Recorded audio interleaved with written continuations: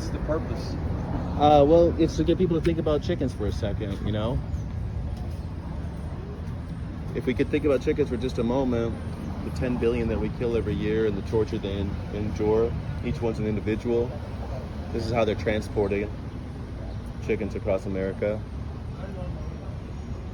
So what does that have to do with the Hell on Wheels Chicken Company? This is how chickens are delivered, so it's a gag. The gag is that this is how chickens are delivered. Here's what it looks like with the walls off of it. You know? How does it make you feel about chickens? You ever think about them?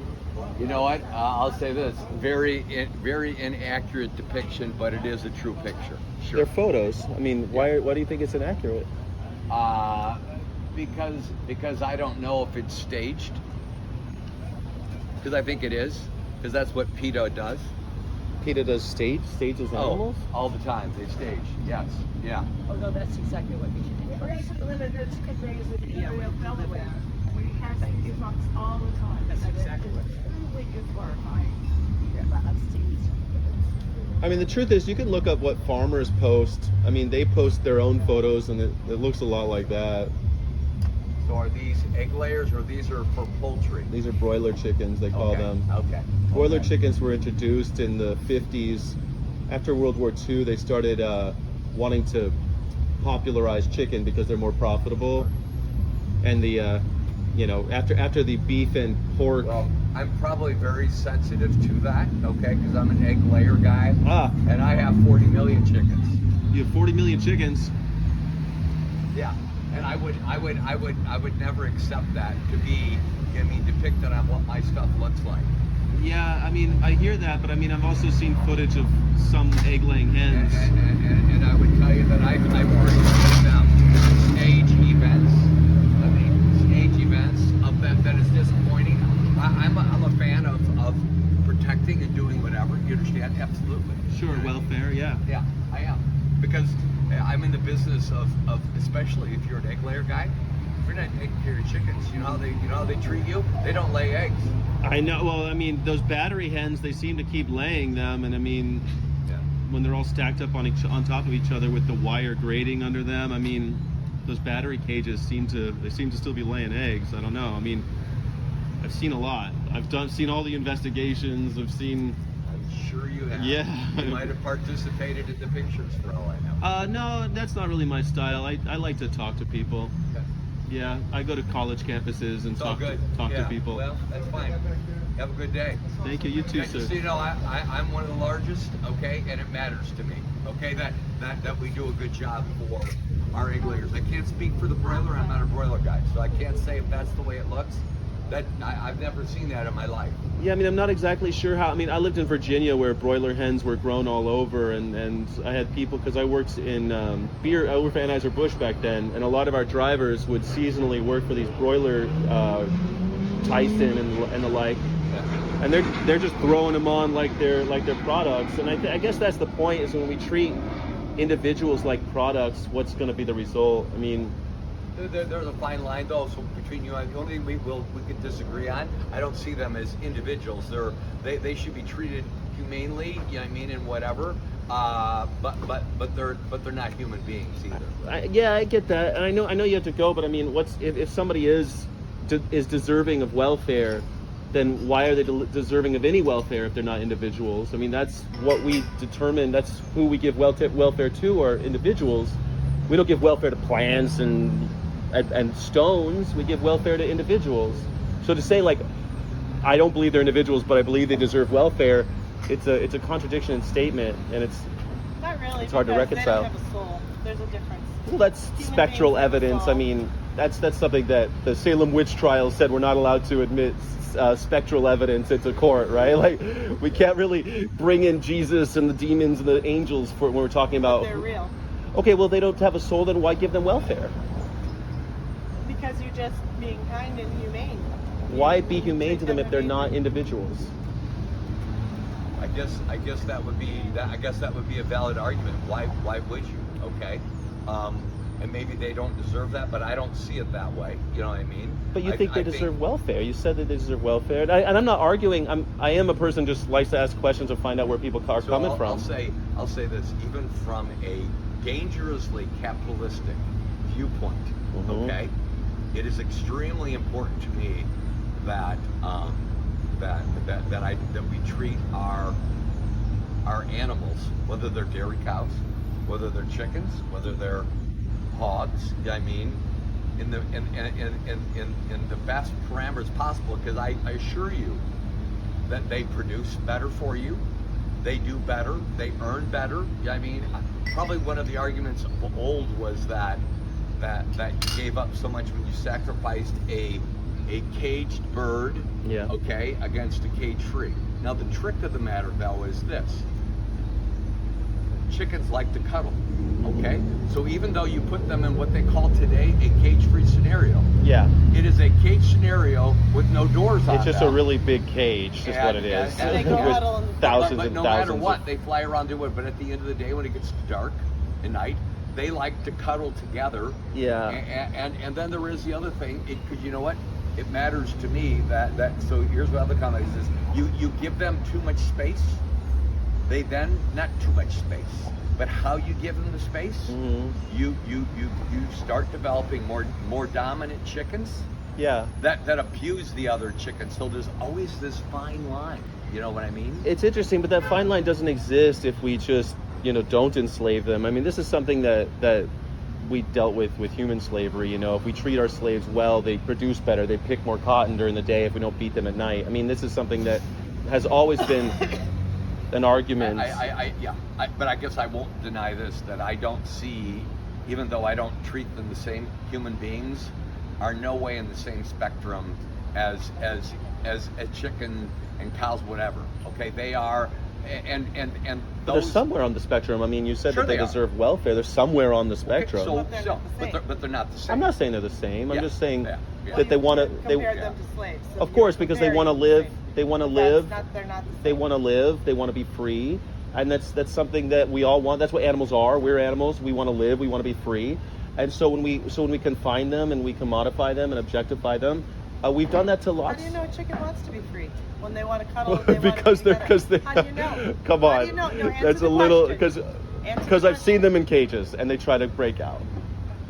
Yes, don't tell me they don't. Every animal on Earth wants to be free. No animal, no animal wants to be confined. It's just part of us. That's every animal on Earth. It's literally. Well, I mean, you can look at any animal. Put a rat in a cage and see how well they do. They don't like it. And the fine line is this: how do we define that? If something is defined to be in, I'm going to call it a food group. Okay.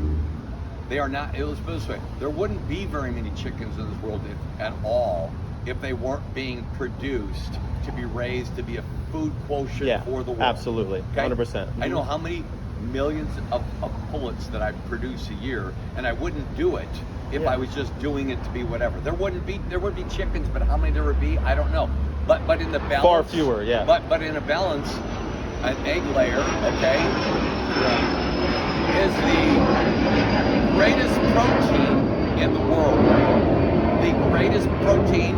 You shrug like because you just don't know. But no, I do know. I've been vegan for 20 years. You're not going to get me on the protein thing. Beans have more protein than steak. Soybeans have more protein than eggs. Like the protein argument. Egg yolk is the best. I mean, I can't just eat egg yolks all day, and I think you get cancer pretty fast.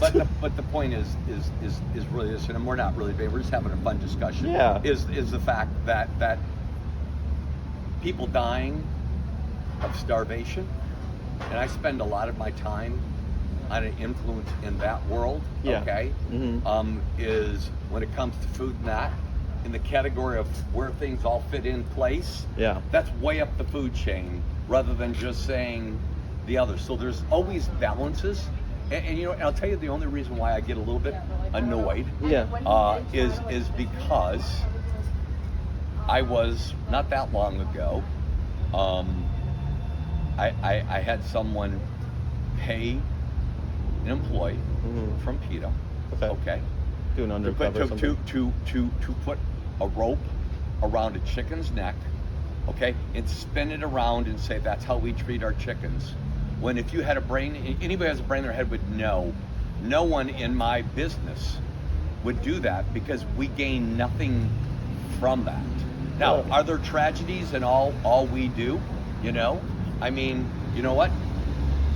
Bird flu is a huge thing going on right now. Yes, it I is. lost 15 million chickens in 2015. I've lost Bird 8 flu is a this big year. problem. Okay, and you know what?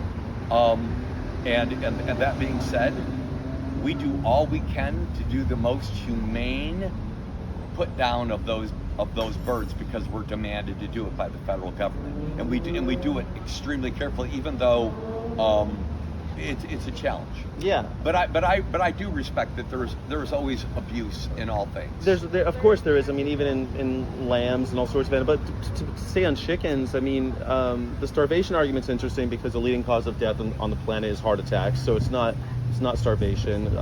That's just an excuse when you go from there to there. I spend a lot of time in Africa. I spend a lot of time in undeveloped countries, having an influence on. Right, but I live in America. My truck's in America. I'm not So really. you don't care. I'm not going. No, I'm just simply not going to Africa to tell them please be more humane to chickens. We're killing 10 billion in this country. That seems like a lot to me. And the fact that our leading cause of death is heart attacks, prostate cancers, breast cancers that have been directly linked to animal flesh. I mean, the health argument is just tough. And so when we bring up starvation, it seems a little disingenuous. I'd like to look up those stats. I don't think those. Dude, they're on the CDC website. You can look at any trusted source. I mean, but when it comes to abuse, when animals are confined and the value of those animals is placed on their death and not their life, then there's going to be abuse. I don't know about your specific case. I don't know about it, but I do know that that abuse is rampant in animal agriculture. Well, I can only tell you in my world when I see chickens, whatever, okay. A dead chicken doesn't lay an egg. Dead chicken doesn't make you money, and that's kind of the problem, right? So we definitely try to keep ours alive and treat them as well as we can. And it's fascinating in the whole world of how we treat because I have organic chickens. I have cage-free. Right. I have free range. Diversified. I have caged birds. Mm-hmm. Do I, you know, and it's just a balance of, you know, here's the thing that also makes me feel bad too is this. I want products to be fair for people to purchase. Yeah. The world can't afford to live at Whole Foods. No. And organics. Nope. And my greatest issue with organics is this: that it isn't all it's said it is, and the abuse that comes with the pricing of those products isn't fair. Especially when a lot of them are organic anyway. Yeah, and I'm not a Mr. Organic guy. I'm an animal liberation guy. It's all good. And the only thing is that, you know, those egg-laying hens, I understand that maybe your farm is one of the top-notch ones that keeps them. I mean, I'm not here to challenge that at all. No. But what happens to them when they stop laying eggs? Their lifespan is done then. Well, actually, you know what? They definitely at some point in time in their life, okay, they die. So they end up on a truck like this going to a slaughterhouse. They don't. No, What do they do with them all? layers don't. What do they do with all the layers? The egg layers they basically are tight. Eventually, at a certain time in their life, they're humanely put down, and then they are used for animal feed. But when I say animal feed, I mean like proteins and things like that. Yeah, they're probably processed into dog food or something. Yeah, I mean, they probably. all Yes. end up in some kind of slaughterhouse with their throats slit, and that's kind of the problem. We use them for as long as they make us money, and then we throw them either in the garbage heap or we feed them to our other animals, or either way they get their throats slit, and it just doesn't sit right to me that we're doing that 10 billion times a year. You know, and you know what? Oh, it's way more than that. 10 million is a small 10 number. billion, 10 billion in Oh, America. 10 billion. I thought you said million. It's Sorry. 70 billion chickens. Yeah. 70 billion chickens in the Oh, yeah. world. It's 10 in this country alone. We're the big ones, of course. We eat the most. Well, hey, it's all good. It was nice talking to you. Likewise. I appreciate you stopping by. And all those things do matter. Yeah, I to appreciate us. the respectful conversation. I Yeah. really do. Yeah, it's all I good. find it rewarding. Thank you. Thank you. You too.